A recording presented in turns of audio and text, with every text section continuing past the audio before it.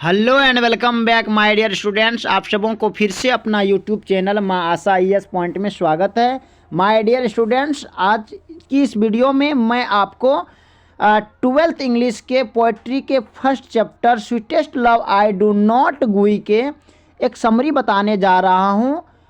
अगर आप इसको अच्छे से पढ़ लेते हैं, अगर इसको आप अच्छे से याद कर लेते हैं तो आपके बिहार बोर्ड एग्ज़ाम में समरी 5 नंबर में पूछा जाता है। ये 5 नंबर आपका फिक्स हो जाएगा, इसलिए आप इसको अच्छे ध्यान से देखेंगे। अगर आपको इंग्लिश समझ में नहीं भी आ रहा है ना, फिर भी आपको बिल्कुल भी नाराज़ नहीं होना है और आपको इसके हिंदी को सिर्फ याद करना है और आपको इसके वर्ड मीनिंग को पहचानना है कि आखिर ये लाइन यहीं से है और ये इसका इस लाइन का है और इसी मतलब पोएम का दिया गया है। इसलिए आप इस वीडियो को अच्छा से ध्यान से देखेंगे।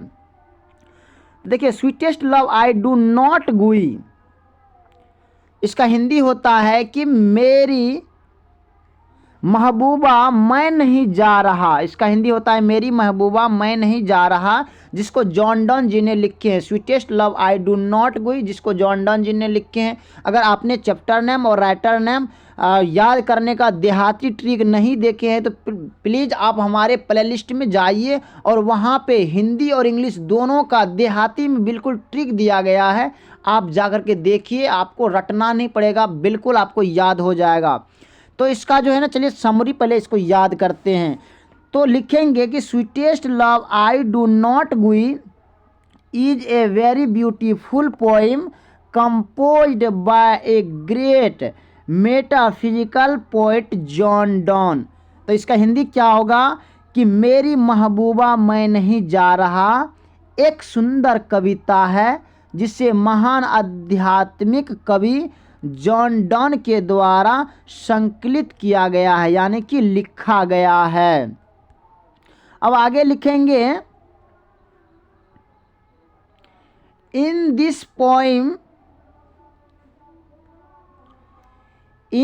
Poem the poet is going on a journey but his beloved is frightened then the poet is consoling her that I am going away not because I am tired of you nor the world can give a fitter love but I am going for some work। यानी कि इस कविता में, इन this poem में, इस कविता में the poet is going on a journey, कवि एक यात्रा पर जा रहे थे, but his beloved is frightened then the poet is consoling her that.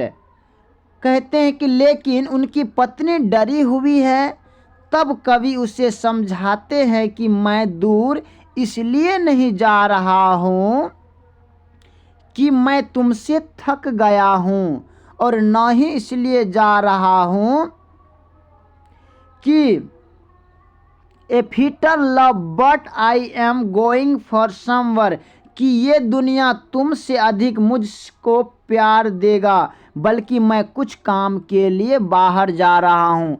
तो क्या होते हैं, कभी अगर बाहर जाते हैं ना, उसके पत्नी को डर हो जाता है और उसको समझाते हैं कि देखो, हाँ मतलब उसको समझाते हैं कि मैं दूर इसलिए नहीं जा रहा हूँ कि मैं तुमसे थक गया हूँ और ना ही इसलिए जा रहा हूँ कि ये दुनिया तुमसे अधिक मुझको प्यार देगा, बल्कि मैं कुछ काम के लिए जा रहा हूँ, इसलिए तुम डरो बिल्कुल नहीं। अब नेक्स्ट लिखेंगे कि he consoling his wife that do not be frightened I am coming to you splendour then the sun. वह अपनी पत्नी को समझाते हुए कहते हैं कि डरने की कोई बात नहीं, मैं सूरज से तेजी गति से तुम्हारे पास आऊँगा। वो कहते हैं कि मेरी महबूबा तुम बिल्कुल मत डरो, मैं सूरज से भी तेज रफ्तार में तुम्हारे पास लौट करके आऊँगा। एट लास्ट, अंत में, the poet says that the who are in one another never be parted. अंत में कवि कहते हैं कि जो एक दूसरे के अंदर रहते हैं उन्हें कभी भी अलग नहीं किया जा सकता। तो माय डियर स्टूडेंट्स, बस आपको इतना याद रखना है, अगर आप इसको अपने भाषा में भी अगर आप इसको लिख लेते हैं तो आपको 5 नंबर ज़रूर मिलेगा। इसलिए आप लोग इसको हिंदी में समरी को आप पहले अपने माइंड में बैठाइए और उसके बाद इंग्लिश लिखने का प्रयास करें। एक बार में आपको ऐसे समरी याद नहीं होगा, आप एक बार 2 बार पहले उसको रट लीजिए और उसके बाद अपने कॉपी कलम को लेकर के लिखना शुरू करें, तब जाकर के आपको ये समरी कंप्लीट होगा। बाकी फिर आगे हम सॉन्ग ऑफ माई सेल्फ के समरी लेकर के आता हूं। अगर आपको ये वीडियो पसंद आया होगा तो आप लाइक करेंगे, कमेंट करेंगे और अपने दोस्तों को भी शेयर करेंगे। बाकी so thanks very much, all the best.